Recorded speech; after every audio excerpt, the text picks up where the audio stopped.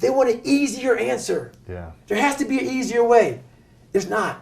I'm sorry. I searched for it my entire life.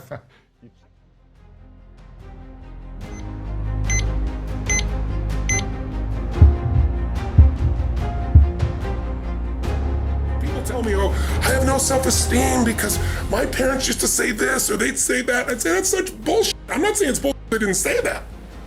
I said it's bullshit, that's why you don't have self-esteem. Self-esteem does not come from what people say about you. Self-esteem comes from what you experience about yourself. See, someone can tell you your whole life you're a piece of crap, and a part of you go, you're full of it, I'm gonna show you. Lots of people have done that. They never bought it. Or someone tell you you're beautiful your whole life, you go, I'm not really beautiful. So what people tell you doesn't matter at all. It's what you stack. It's what you assemble. It's what you create. It's the habit of what you put in your head. You're like, how do I gain more confidence? It starts with yourself, man. You gotta start diving into those things that you are afraid of. You don't gain confidence by going to the spot that makes you feel good. It's gonna be a false reality. And the second life gives you that challenge, all you wanna do is go back to what made you confidence or what gave you confidence. Is that happy spot? No. What gives you confidence, what gave me confidence was spending years at a kitchen table trying to learn how to read and write on my own. Realizing I can't learn the way you learn. I can't, but I can learn. What gives you confidence, not being afraid, is overcoming the fear. I used to stutter severely bad. So right now, I don't know how many people are gonna watch this. You know what gives me confidence?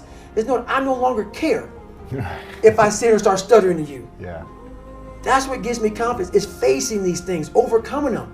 And maybe not overcoming them every day, but facing them and facing them and facing them. Pretty soon like this, you know what, man, this is where it's at. It's not in that comfort zone. It's in the discomfort zone is where my confidence is getting built. That's where it's getting built. But people they want an easier answer. Yeah. There has to be an easier way. There's not. I'm sorry. I searched for it my entire life. If you are someone that deals with a crippling sense of insufficiency, your ability to discount any good thoughts you have in your mind is going to be so strong. If you try and lead with positivity first, I need to think it, wish it, believe it, and I will achieve it, your set point of negativity is going to just crush that into the ground. I'm speaking from personal experience, right? As the guy that was chronically unconfident and still has, the imposter syndrome that does creep in. You have to start with action.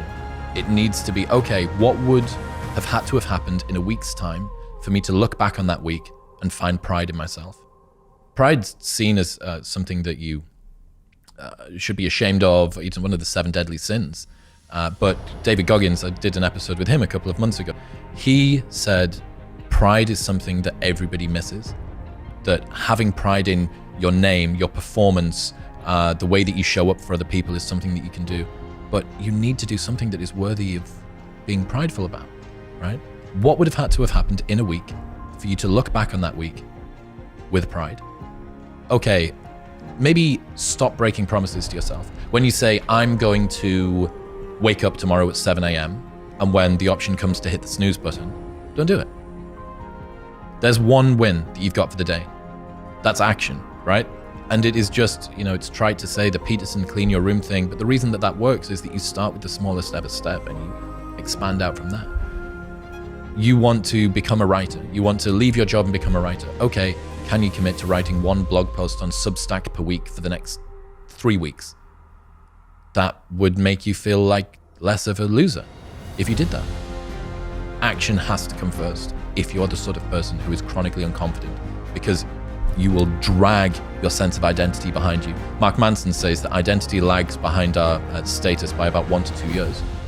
So for both me and you, in 2 years' time, we'll go, I understand why I was in LA that day, and look back. Start with action and make small promises to yourself that you don't break. If you had a friend and every single time that you and your friend decided that you were going to go out for dinner, that friend either showed up 2 hours late or didn't show up at all, you would stop trusting that person. That is the relationship that you have with yourself. You need to be able to trust your own work.